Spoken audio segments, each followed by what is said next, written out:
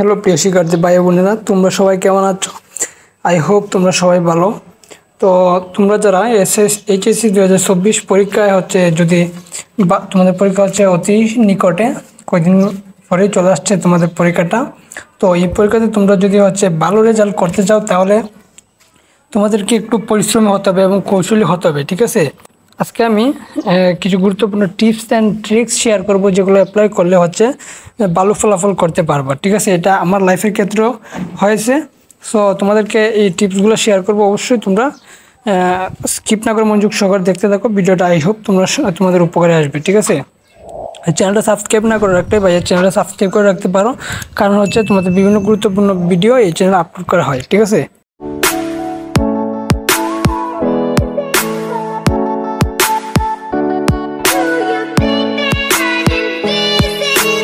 আমরা জানি সবাই 2024 সালের এইচএসসি পরীক্ষাটা আয়োজন করা হবে সংক্ষিপ্ত সিলেবাসের উপর ভিত্তি করে, যার কারণে শিক্ষার্থীরা পড়াশোনার চাপ কিছুটা কমছে।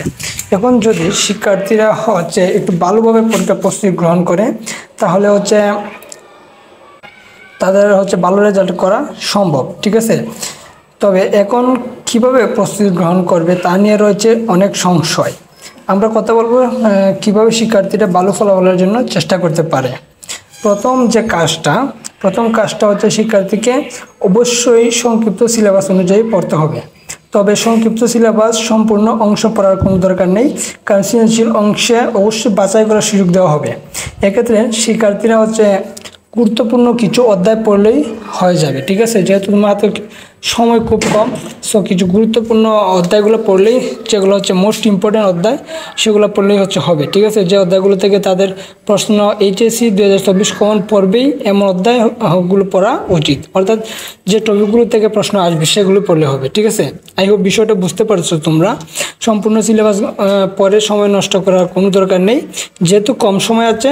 সেক্ষেত্রে গুরুত্বপূর্ণ টপিকগুলো পড়া আমি মনে করি তোমাদের জন্য উচিত কাজ, ঠিক আছে? আর সেকেন্ড যে বিষয়টা, সঠিক গাইডলাইন অনুসরণ করা। সঠিক গাইডলাইন অনুসরণ করে না অনেক শিক্ষার্থী, ঠিক আছে? তাদের উচিত কোথায় পড়াশোনা করবে, কোন অধ্যায়গুলো ভালোভাবে পড়বে, সেই সম্পূর্ণ একটা গাইডলাইন রেডি করা তাদের, ঠিক আছে? কারণ যদি শিক্ষার্থী গাইডলাইন তৈরি করে তাহলে তার পড়াশোনা অনেক সহজ হয়ে যাবে। মাথায় অতিরিক্ত কোনো ধরনের অনেক ধরনের চিন্তা তোমাদের মাথায়, তো এই ধরনের চিন্তাটা আশা করি থাকবে না যদি একটা সঠিক গাইডলাইন বা একটা ভালো একটা রুটিন তৈরি করে পড়তে পারো। আমি আগামীকালকে কী পড়ব, পরের দিন কী পড়ব, যদি একটা গাইডের মাধ্যমে সেই বিষয়গুলো নিশ্চিত করা যায় তাহলে পরিকল্পনা খুব সুন্দরভাবে সব কিছু শেষ করা সম্ভব, ঠিক আছে? আর তার বিষয়টা শিক্ষার্থীরা রিভিশন খুবই কম দেয়। এক্ষেত্রে শিক্ষার্থীদের উচিত প্রচুর পরিমাণে রিভিশন দেওয়া। দেখো ভাই, রিভিশন জিনিসটা খুবই ইম্পর্টেন্ট জিনিস। যদি শিক্ষার্থী অনেক কষ্ট করে একটা পড়া মুখস্থ করে অথবা মাথার মধ্যে ঢুকায়, সে বুঝে নেয়, কিন্তু পরবর্তীতে যদি সামান্য সময়ের জন্য রিভিশনটা না দেয় তাহলে কিন্তু সে অনেক বিষয়টি তার মনে থাকবে না বললেই চলে, ঠিক আছে? তাই উচিত হবে শিক্ষার্থীদের একটু ভালো করে রিভিশন দেওয়া।